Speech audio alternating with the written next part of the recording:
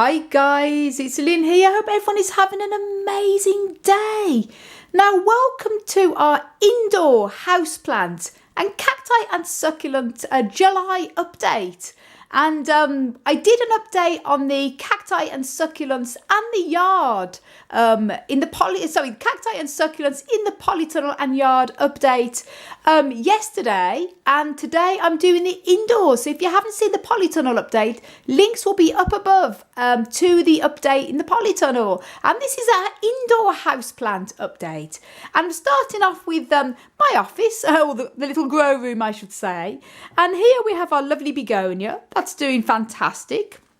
Here we have some Scheffleras that Hans has propagated from the big mother plant, and these have taken really well here. Here we have a lovely orchid, a Zygopetalum, that has just come to the end of its flowering here. So that we're going to be cutting back the dead flower stem. And here we have some Sansevierias that prefer a bit more of a shady spot. So that's why they're not in the polytunnel. They are here in the plant room here. And we have, this one is the lovely whale one, the Sansevieria Masoniana, and this Masoniana, this one was gifted to us by Nelly from Collection of Unseen Nature. So thank you, Nelly, for this beautiful big Sansevieria. It's settling in very well in its new pot there. Lovely, beautiful big leaf on it. And we have another Sansevieria here. This is, I'm not quite sure what this one is, but it's one of the more common ones, sort of like the round sort of leaves there. It's got new babies coming up from the base, and it's actually got a Calicoe Dagomontiana mother of thousands that has jumped in there, as they're in a lot of the pots.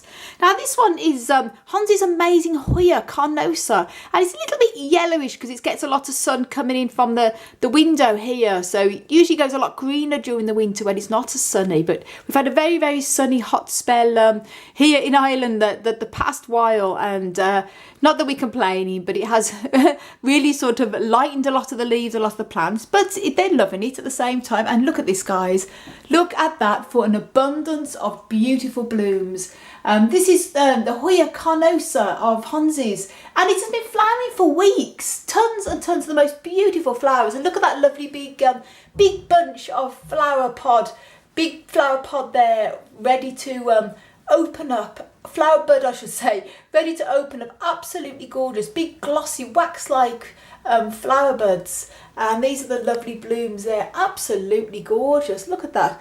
Just move this away so you can get a bit more of a closer look.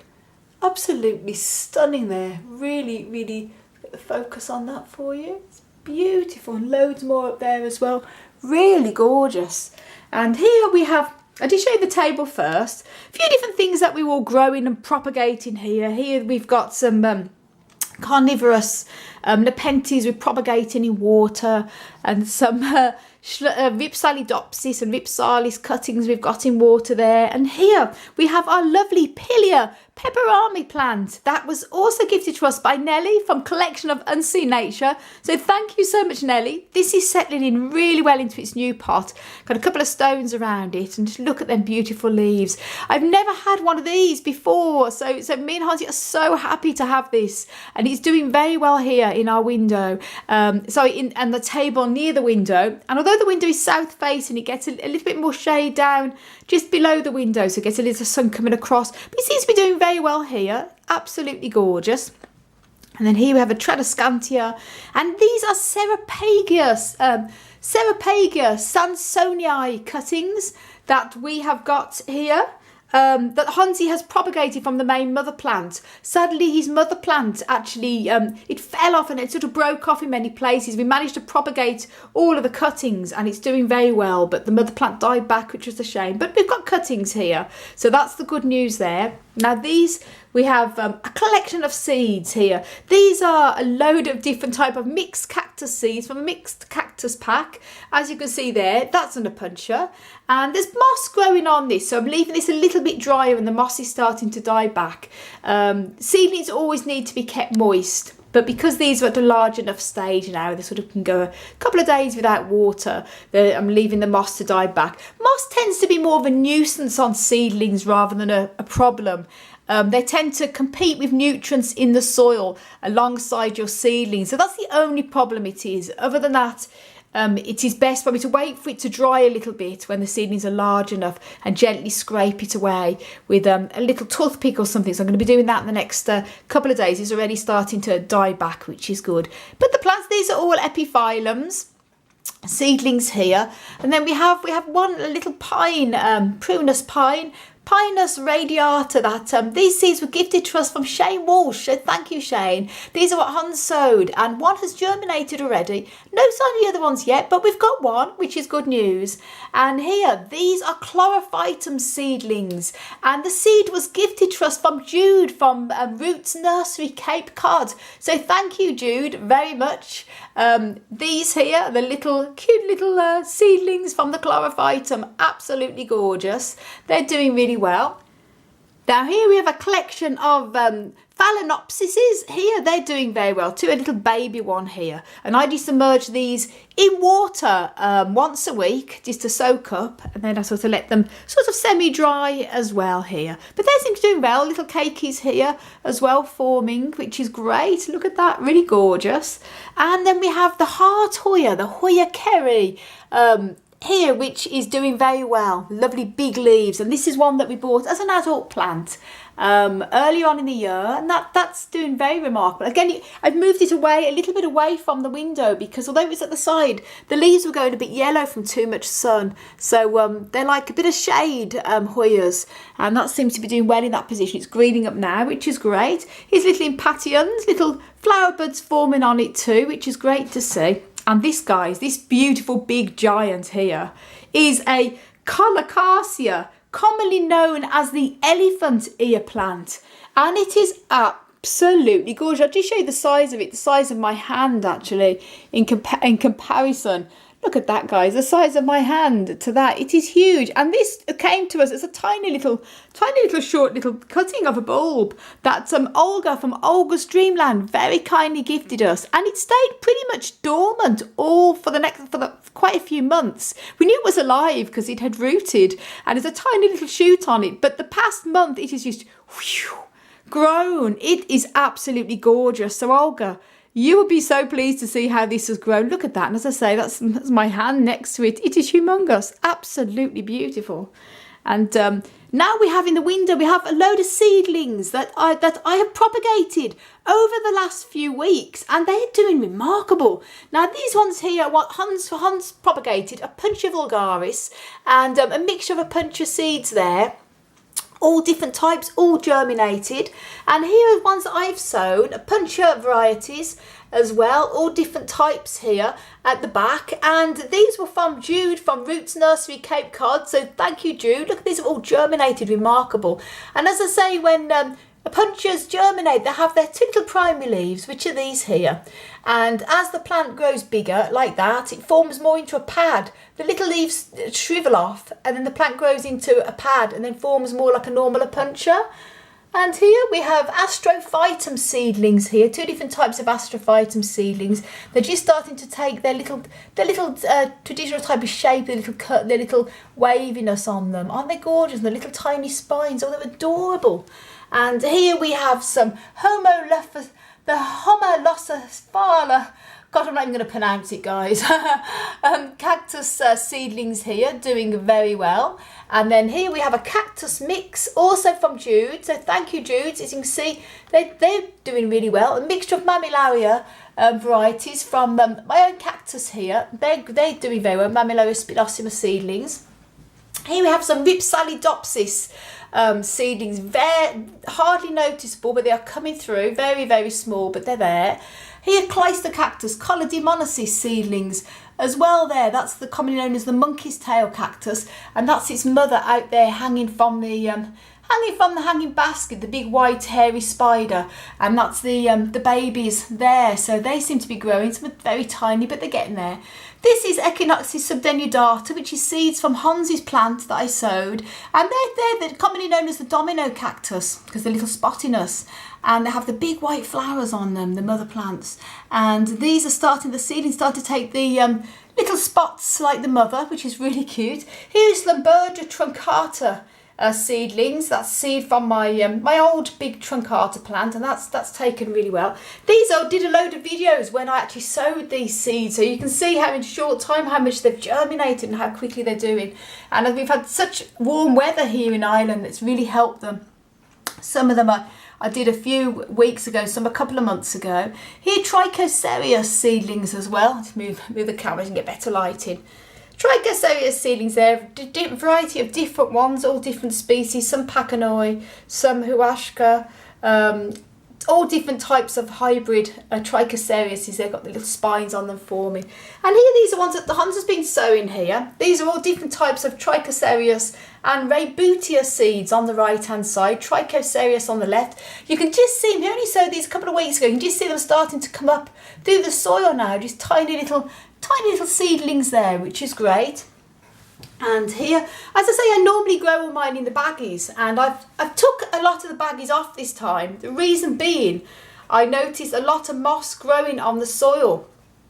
And as I say, as in the case of this, not really a problem as such, but when they're in the bags, it was really getting quite overtaking the seedlings, so I had to take them out of the bags and scrape the moss off. And I've just decided, rather than put them back into the bags because I've already opened them, leave them out. The air is dry at the moment, it's been really good weather, they should be okay. Normally I'd recommend keeping them in the bags for at least 3 months, but obviously if you have problems like that with moss, it's just easier to take them out, probably because we have had it so sunny at the moment.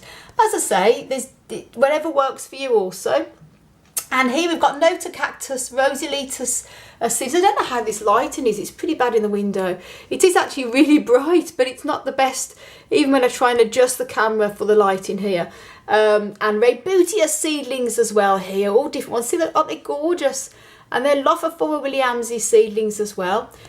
And then we have Epiphyllum seedlings. Now I sowed these a week or so ago, and they, look at that, they're doing so well. A couple of weeks, I'd say, really germinated very well there, Epiphyllum.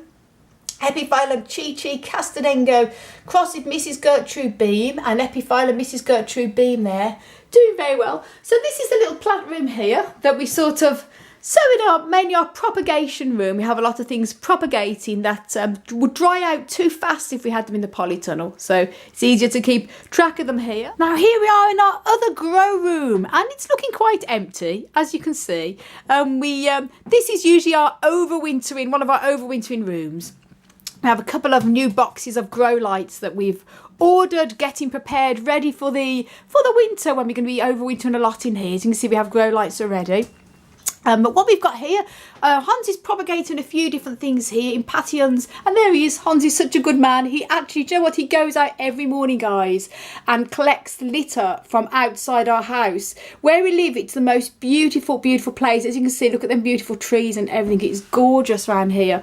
But sadly, a lot of kids, mostly the school children, you see them just walking up and down, drinking their energy drinks and just throwing them all over the lovely park out the front here. I mean, and you can't really, if you say anything to them, they give you a load of abuse. So, you know, Hans is so good, he just goes and picks up all their litter. But why do people do it? Why do people really mistreat beautiful nature like that? He's such a good man, look at him. So we have a lovely garden and lovely park out the front that's kept nice all the time. But gosh almighty, sorry, anyway, that's my ramble over. Litter pests drive me mad. Anyway, back onto the beauty in life, and these are these gorgeous African violets that Hans has here. They are so beautiful, and these have been flowering on and off for absolutely weeks, guys. And as I say, Hans has been propagating some of the leaves, and it's been a success. There's little baby leaves coming through there, so, you know, little plantlets form, and little plantlets there as well from the baby leaf. And if you want to see somebody who has the most amazing African violets, or St. Paulias, as they're commonly called, then do go over to Fifi, my wonderful friend Karina, who lives in Canada. She has some incredible African violets on there, and that's how she does a lot of propagation with the baby leaves and things like that. So do go over and subscribe to Karina, and put links up above to the channel Fifi. She has some beautiful African violets there. We have the ZZ plant here that is doing very well in this window. As I say, this is a bit more of a shadier spot, which is why we have the African violets here. And we have the grow lights for extra light during the winter months. Don't need them now, but this is doing very well here. It doesn't like to be in the polytunnel as it goes a bit yellow with too much sun, especially with all the heat we're having at the moment. So that's great. But that's this little grow room number 2 here. Now these are our ferns in the bedroom. We have a few in the kitchen as well, which I'm going to show you in a minute. And this is our big Nephrolapis exaltata that's doing very well on the plant stand there. A few of a different type of Nephrolapis as well in the window. And here we have our Scheffleras. These we've had for a long time, or I have, I should say. And this is one in the middle, is one that Hans propagated from the big mother plant, which is here. And the other ones I showed you just a minute ago on the plant room, it's actually propagated from the big mother that Hans cut back in the summer when we had to move house. And it is bushed out really well. And as I say, got loads of little young more plants from that. So that's them in there doing really well. Now these are the plants in our bathroom. Now it's not easy to get the lighting on in here with the camera, so hopefully you get a bit of an idea. It's actually a south facing window, but it's not always the best to get the lighting. But I'll start off here with our lovely Tillandsia xerographica, lovely big air plant there doing very well. And here we have our new little air plant Tillandsia testudo, doing very well there also. And a little Hoya Kerry. This is one we bought, one of the little heart ones, still at heart on its own, but whether that will grow or not, I'm not sure. And here we have a lovely ficus, commonly known as the rubber plant, Ficus elastica. And this is one that is absolutely thriving in this spot here. In the camera, in the mirror. This is actually thriving here in this spot, and loves it here. And this is one that Hans cut back when we moved house last year also, and it's just bushed out because it was just one big tall straggly plant. I'd had it for many years, and now it just looks so much better now it's all bushed out. Don't be afraid to prune back your tree-like plants, house plants, because it does them good. It actually bushes them out as well. I mean, this one is like a totally different plant, unreal. And here we've got the Tillandsias on the moss pole here. They are doing very well. Some are coming into flower too, and they love it here because they get sun from the sunny window. It's a south facing window, but because the bathroom window is frosted, it stops it getting strong direct sun, so it's a great spot for them.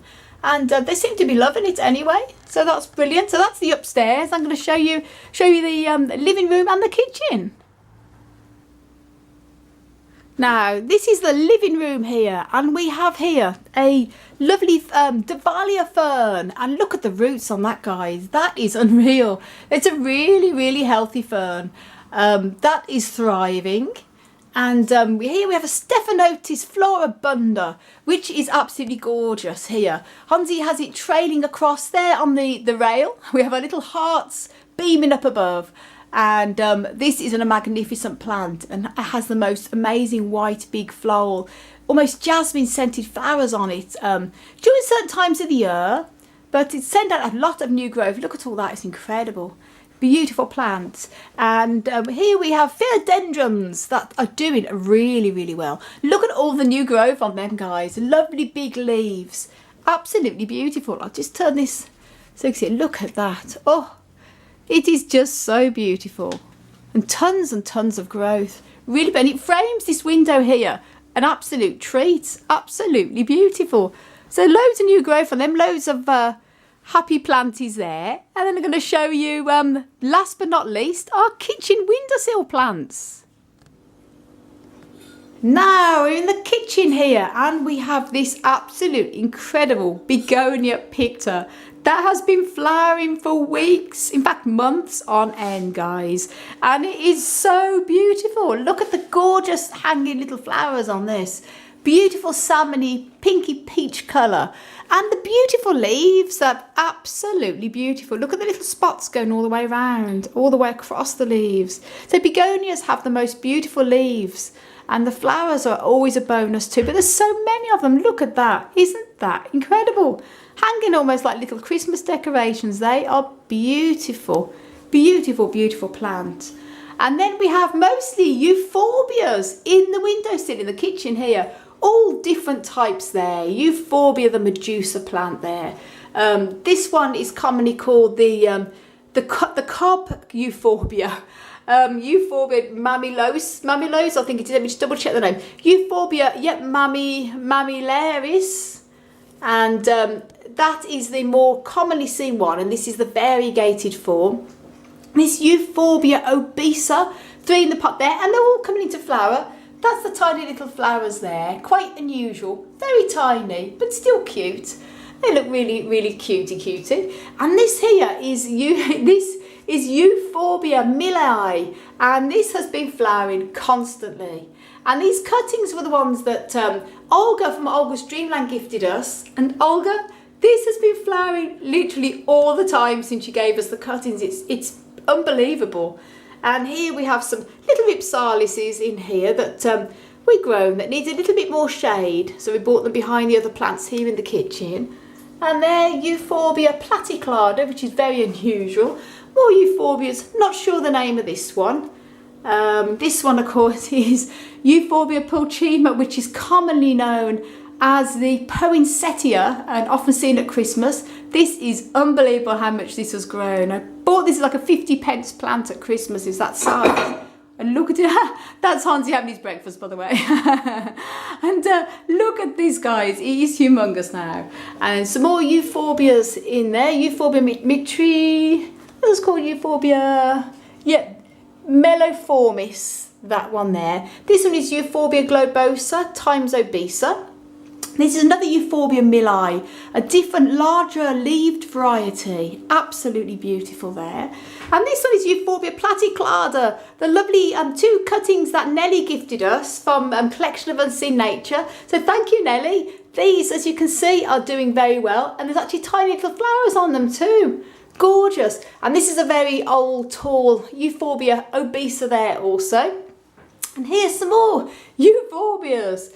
Euphorbia resinifera. And this one is Euphorbia. Not quite sure what this, and just could check the name of this. Euphorbia stellata, I think that's the name.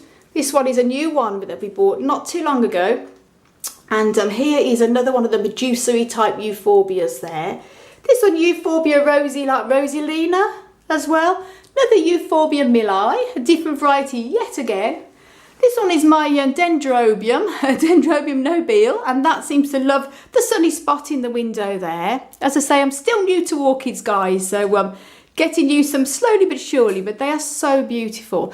And here is the very first orchid I ever had, about 2.5 years now, and this was gifted to me from Rachel at Gardening at Douentza, and very kindly gifted me my very first orchid, and very special as well coming from Rachel, because Rachel is an expert on orchids. She has the most amazing orchids, and I'm sure a lot of you will be familiar with Rachel at Gardening at Douentza anyway on the channel.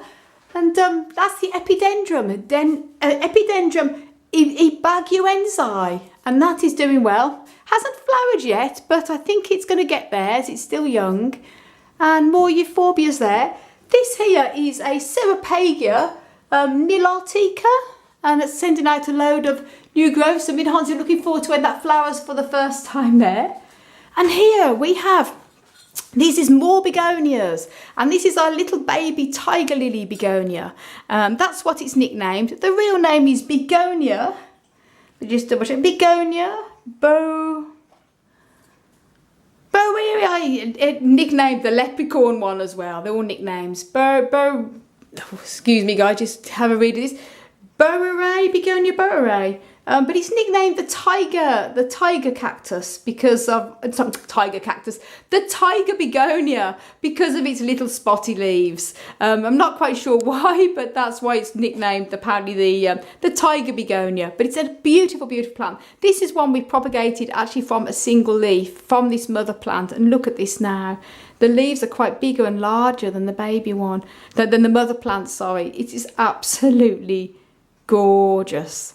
And here we have some more Davalias. This one was the one from a cutting that Hans propagated, and that is absolutely flourishing. This one isn't doing that well. Unfortunately, the hairy little stems are drying up. We're not sure what is wrong with it. Like, we've got it out the pot and done everything. We're doing everything we know is right. So just one of them things. We're keeping our fingers crossed for it. But other than that, the rest seem to be doing pretty good. So that's the houseplant ones on the windowsill, and I'm going to show you the ferns.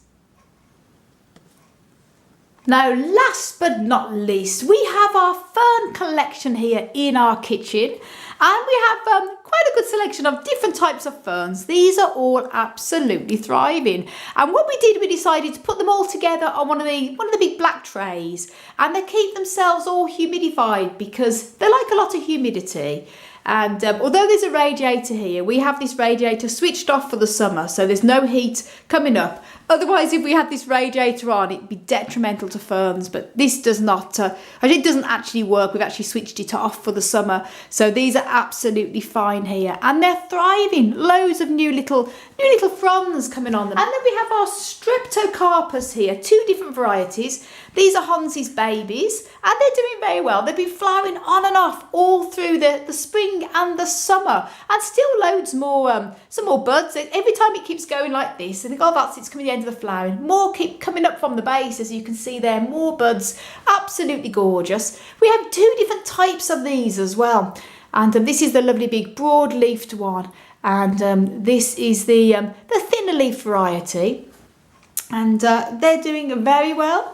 So guys, I hope you enjoyed the indoor houseplant and cacti and succulent update. And as I say, if you have not seen the polytunnel one, which is, to show you here, the polytunnel outside, that's all our cacti and succulents out there. Please do go over and watch that. Excuse this, on the window we had a little sticker on that's come off. Do go over and watch that video of our indoor, so our outdoor yard and the cacti and succulents in the polytunnel and in the yard. Watch that video. So guys, thanks so much for watching, all your amazing comments and all your support. I want to send you loads of love, heaps of happiness, and tons of cactus power. As always, from Ireland, until the next video.